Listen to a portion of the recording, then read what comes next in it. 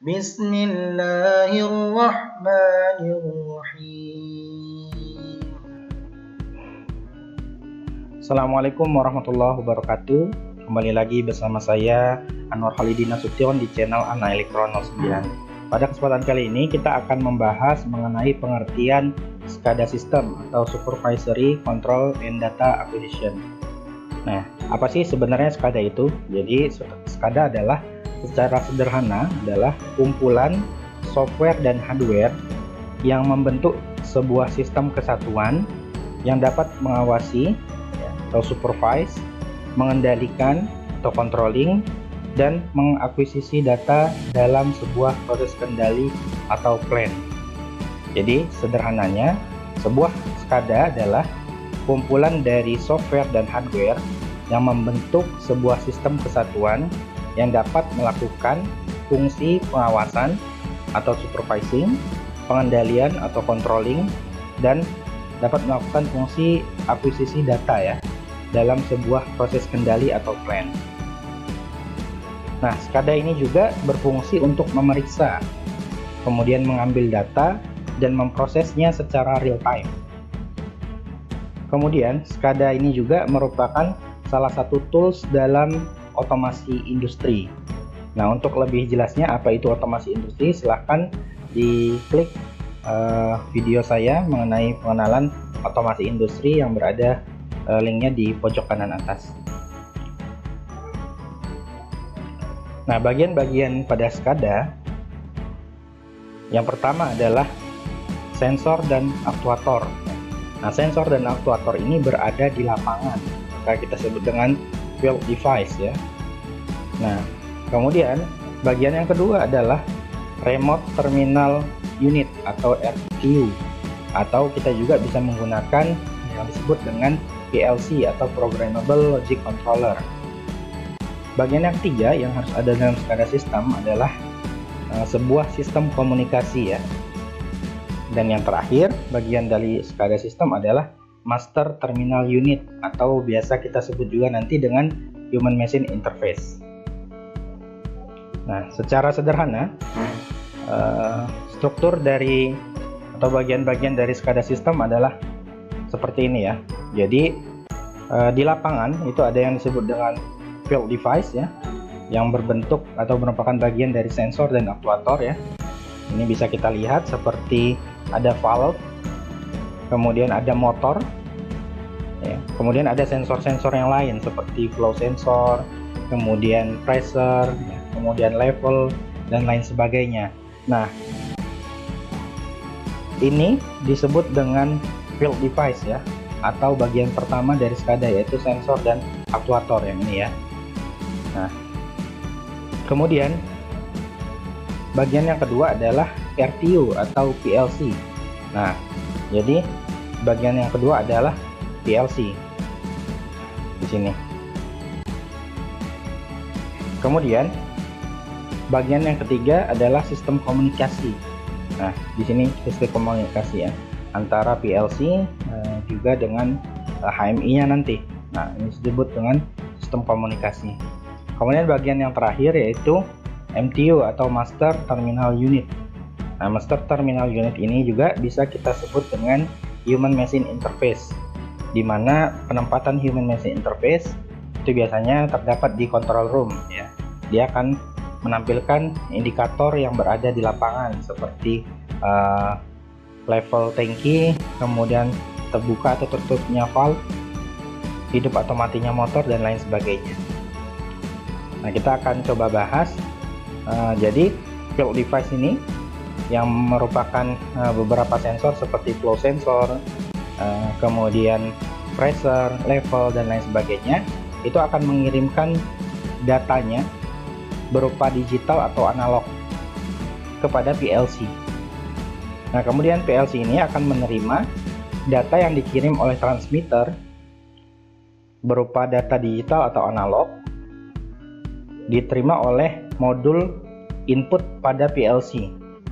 Kemudian PLC akan memprosesnya sesuai dengan logika program yang sudah kita download ke PLC tersebut. Nah, kemudian data-data tadi itu akan ditampilkan oleh HMI atau Human Machine Interface melalui sebuah sistem komunikasi antara PLC dengan si HMI. Nah, sistem komunikasinya ini macam-macam, ada serial ya, yaitu RS232, juga ada RS485, kemudian ada juga sistem komunikasi wireless dan lain sebagainya ya. Nanti kita akan di video selanjutnya kita akan coba bahas satu persatu. Nah, data tersebut, komunikasi tersebut akan dilakukan melalui komunikasi serial RS232, 485, atau juga melalui sistem komunikasi wireless dan lain-lain. Nah, data tersebut ya, data yang sudah diambil tadi kemudian akan ditampilkan oleh Human Machine Interface ke dalam sebuah bentuk display ya, baik itu berupa PNID seperti ini ya, atau juga bisa dalam status bar, atau juga bisa dalam status grafik ya, tergantung kebutuhan dan permintaan dari seorang user yang akan menggunakan sistem SCADA ini.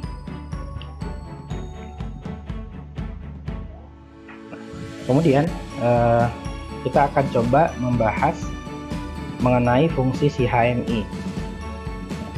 Jadi HMI ini fungsi pertamanya akan memonitoring ya, memonitoring ya, seperti di gambar ini dia akan monitoring, contohnya di field device ini apa yang sedang terjadi, misalkan valve terbuka atau tertutup ya. Seperti kita lihat di sini saat si valve ini berwarna hijau, artinya dia membuka valve ya. Ketika dia berwarna merah, dia artinya valve dalam keadaan menutup. Kemudian di situ juga kita bisa melihat level dari sebuah tangki ya.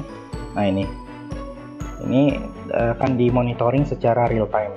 Kemudian kita juga bisa melihat temperatur dalam derajat Celcius ya, ini 23, sekian. Nah, fungsi yang pertama adalah dia memonitoring keadaan real di lapangan tanpa seorang operator atau engineer itu melihat secara langsung ke device, ke field device ya. Tapi dia bisa melihat dari status-status yang muncul dari Human Machine Interface. Nah, itu dia merupakan fungsi monitoring. Kemudian fungsi yang kedua adalah dia dapat menyeting ya, terutama untuk set value.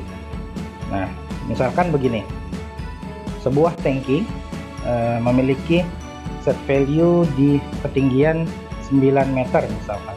Nah, ketika 9 meter motor unloading akan hidup.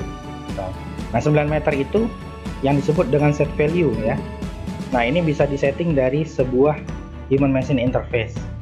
Tapi penyetingan ini dilakukan sesuai dengan level security.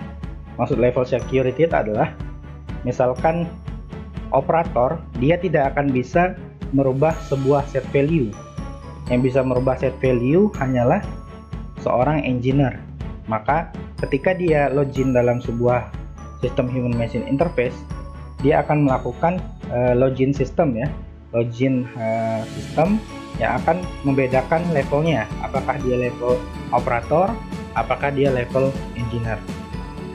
Kemudian fungsi yang ketiga yaitu take action ya, atau memberikan perintah.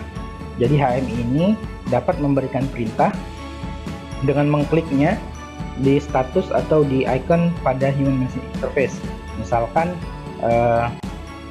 si engineer ingin membuka atau menutup valve ya. Nah, itu bisa dilakukan dari Human Machine Interface ya. Nah, ini juga take action ini biasanya harus menggunakan level security sama dengan men-setting atau set value ini ya, men-setting set value. Begitupun dalam fungsi take action itu diperlukan level security. Kemudian fungsi yang keempat yaitu memberikan alarm, history atau summary. Nah, jadi ketika misalkan di tangki itu ada yang disebut dengan ada standarnya, ada 4 ya. Di paling bawah itu, posisi paling bawah disebut dengan low, kemudian di atasnya low, di atasnya lagi nanti high, dan yang paling atas itu disebut dengan high. Nah, Nah, alarm ini bisa kita setting ketika tangki minyak itu mengenai level atau set value-nya high atau high, maka alarm akan berbunyi. Nah, itu juga akan terekam dalam fungsi si HMI. Kita bisa melihat di mana yang dalam kondisi alarm. Kemudian yang selanjutnya yaitu fungsi HMI sebagai trending ya, baik itu history ataupun real time. Nah, jadi misalkan seperti ini, kita mau melihat status tekanan ya di sini dalam bar. Nah, ini akan diubah ya. Ini kan perubahannya per misalkan 1 detik atau 2 detik. Nah, itu akan bisa diubah oleh si HMI dalam bentuk trending. Nah, trending ini akan diperlukan oleh beberapa perusahaan atau user untuk melihat bagaimana trendingnya, apakah ini misalkan mengalami kerusakan atau seperti apa, itu bisa dilihat dari trendingnya, baik history ataupun real time ya. Seperti yang kita lihat ini ya, real time ya, bisa kita klik, biasanya nanti ada fiturnya, kita klik, nah dia akan muncul sebuah trending. Kemudian fungsi HMI yang lain masih ada beberapa yang belum saya cantumkan. Mungkin di lain kesempatan kita akan membahas lebih dalam lagi mengenai komponen-komponen dari SCADA system, baik dari sensor-sensor, kemudian controller ya, PLC-nya, sampai nanti kita juga membahas ke human machine interface, bagaimana membuat sebuah human machine interface. Mungkin demikian sharing kali ini mengenai SCADA system. Jika ada kesalahan, saya minta maaf dan tolong dikoreksi. Jika ada yang ingin ditanyakan, silahkan tulis di kolom komentar. Saya akhiri, wassalamualaikum warahmatullahi wabarakatuh.